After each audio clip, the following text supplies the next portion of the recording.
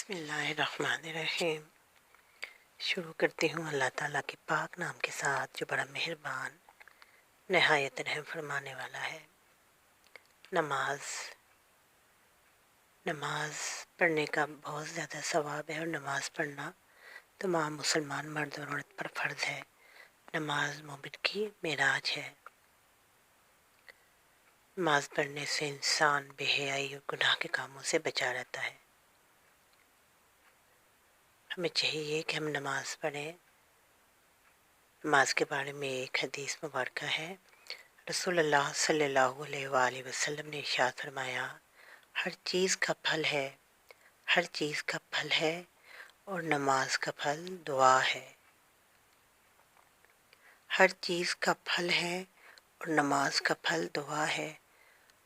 پھل اسے صبر کا پھل میٹھا ہوتا ہے، جسے ہے کہ اچھے کام کرو تو جنت ملتی ہے، اچھے کام کا اچھا صلہ ملتا ہے۔ اور نماز کا جو پھل ہے وہ دعا ہے، اور دعا تو تقدیر بھی بدل دیتی ہے۔ اس کا مطلب یہ ہوا کہ جب ہم نماز پڑھتے ہیں، اللہ تعالیٰ کی عبادت کرتے ہیں، تو اس کے بعد جو اس کا نچوڑ ہے دعا میں ہے۔ جب ہم نماز کے بعد دعا کرتے ہیں، اس میں جو مانگتے ہیں وہ اللہ تعالیٰ اپنے کرم و فضل سے قبول فرماتے ہیں۔ اس لیے ہمیں چاہیے کہ نماز اطمینان و سکون سے خشوع و خضوع کے ساتھ پڑھیں، اور اس کے بعد نماز مکمل کرنے کے بعد مکمل یکسوئی اور خشوع و خضوع کے ساتھ اللہ تعالیٰ کے حضور گر گرا کر اپنے گناہوں کی معافی مانگنے کے بعد درود السلام کے ساتھ، اول اور آخری درود السلام کے ساتھ دعا کریں۔ اللہ تعالیٰ دعائیں سننے والا ہے۔ دعائیں تو تقدیر بھی بدل دیتی ہے۔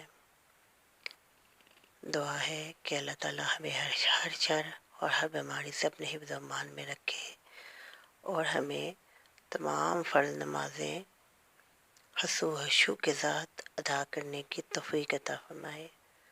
ہمیں ہدایت و عافیت کے ساتھ عطا فرمائے، اور ہماری زندگی کے تمام معاملات میں آسانی کا معاملہ فرمائے۔ تمام مسلمانوں پر اللہ تعالیٰ اپنا فضل و کرم نازل فرمائے۔ آمین ثم آمین یا رب العالمین یا ارحم الراحمین۔